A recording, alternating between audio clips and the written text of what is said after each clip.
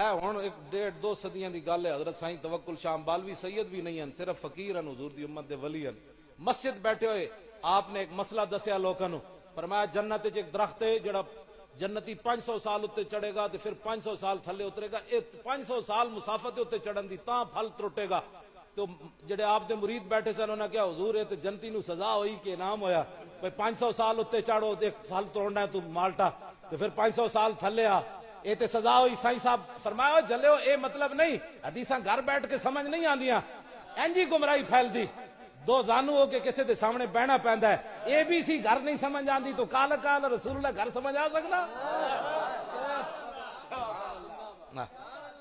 حضرت سائیں توکل شاہ امبالوی مسجد بیٹھے ہو سن، مسجد دے دروازے تے شاتوت دا درخت سی، فرمایا اے مطلب نہیں اس حدیث دا، اے مطلب ہے مثلا سمجھو بھائی جنتی ہے بیٹھا درخت ہوے، جنتی انج اشارہ کرے گا پھل ٹوٹ کے اودی گود وچ آ جائے گا، تے جدو سائیں صاحب نے انج کیتا تے او شاتوت دا درخت سائیں صاحب ول چل پیا۔